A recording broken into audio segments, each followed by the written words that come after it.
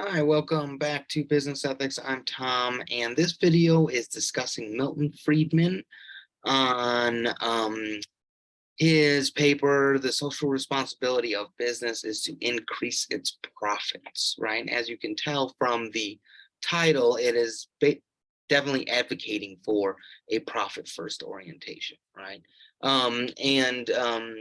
It's kind of a famous paper. It was published in 1970 in the New York Times, and the reading is called The Two Views of the Social Responsibility of Business, and this is the first one, right? And the second one is John Mackey, right, which we'll talk about in the next video. But it's a very short excerpt. It's only like a couple pages, but there's a lot packed in there.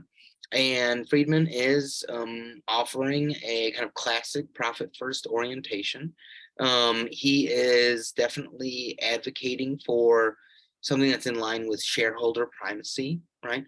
And if you remember, shareholder primacy is the idea that, if you have investors that give you money to to invest in your company, then there is this kind of obligation you have to turn a profit and give them a return on their investment as best to your ability as you can, right? Investments are not guaranteed, they include risk, but the idea is that you shouldn't be doing other things with your money besides trying to make the business run better, right?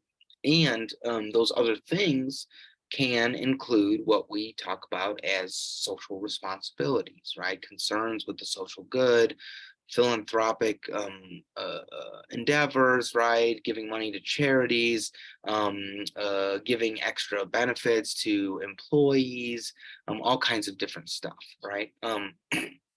Now, Friedman, he definitely takes that line and agrees that it is distracting from their mission statement of a business to be doing such things. And in line with Adam Smith, Friedman also thinks, that a business, what a business should be doing is focusing on profit, right? If everyone just focuses on profit, the whole system will work better, right? And that when businesses kind of are concerned with the social good, then they lose their kind of North Star, so to speak, and their direction, and they tend to not be as efficient as businesses, right? And conversely, right, the idea is that if you focus on making a profit and heading up your industry, then you will be more competitive, you'll be more innovative, you will make better products cheaper, and everyone benefits from that, right? That's the idea. Very much, he'd been an advocate of the invisible hand of Adam Smith. But some of the things that are unique that Friedman says are, in this article. One is that he thinks that businesses cannot have responsibilities, right? And the reason why is that only individuals can have responsibilities. And the idea is that although a company is made up of people, right, the company as a whole, right, doesn't have responsibilities. And so he kind of makes this claim that, as an individual, sure, you can donate to charities, you can volunteer, you can do all kinds of things to try to better your community. But that's you kind of like as an individual, right? You should not be taking those kind of personal choices and bringing them into a corporation, right? That's the idea. And so he makes this claim that if a business has social responsibilities, that would mean that a business would have to have responsibilities, and he thinks businesses do not, right? There are a number of issues to talk about with this, right? There do seem to be all kinds of collections of people, organizations that are treated as having responsibilities in lots of different ways. The government, for example. We definitely think the government has responsibilities to its citizens. We think that nations have responsibilities to other nations. So I think there's concern about this. And I think there's a charitable way to read this, but you should definitely be thinking about that kind of claim, right? And in line with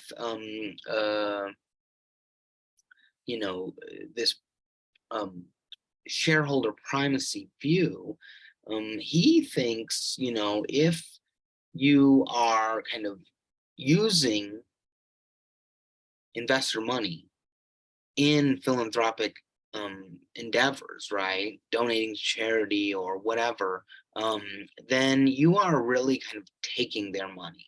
You're kind of using it as kind of dishonest, right? And you're kind of using it for different.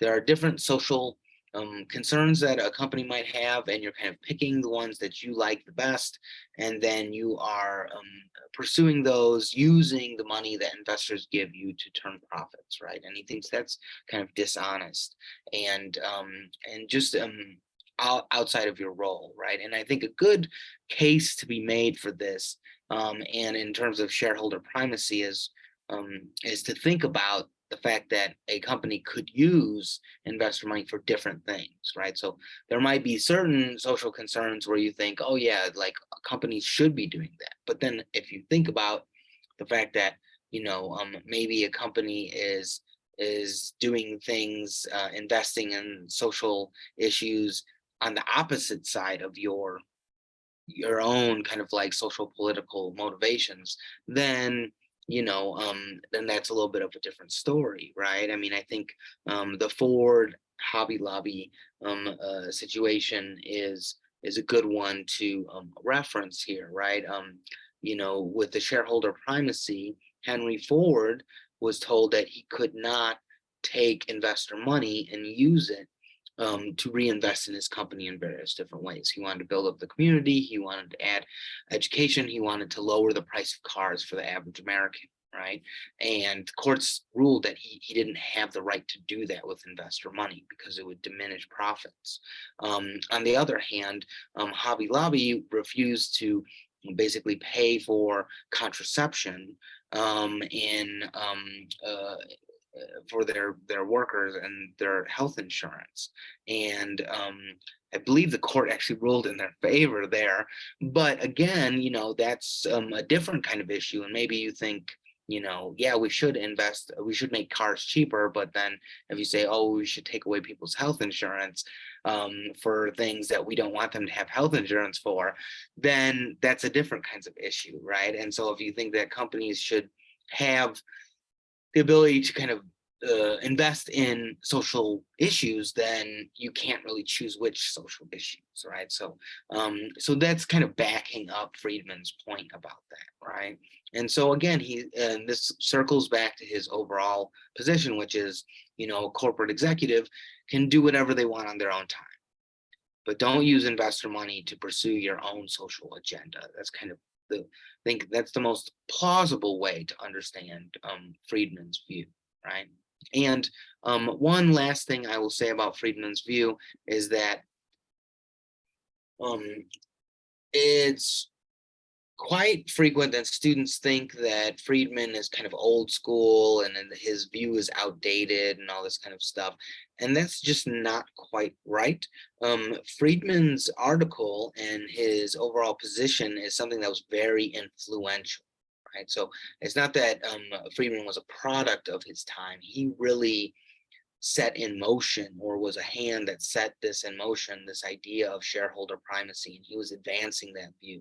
And really it was after Friedman that this kind of orientation built up more and more and more, right? And really by the 80s and 90s, you saw a change in companies where they were really focused on their bottom line. They started to change what percentage of their profits they gave back to investors, upping it from about 25% to about 75%. They started doing massive layoffs. They started cutting pay and benefits and doing all these kinds of things to make their numbers look better, right? And this was all kind of in the aftermath of Friedman and what him and other economists were saying. So really, in some ways, I think in Friedman's time, companies were a lot more socially conscious in various different ways, right? And then now companies are, I think, there's a lot more profit first kind of orientation. Maybe you see a lot more kind of buzz about CSR, but in terms of the actual numbers, companies and how they're doing and what they're doing, I think it's actually we're much more in line with Friedman than you might realize. So that's it for today. And thanks for watching, and we'll talk soon.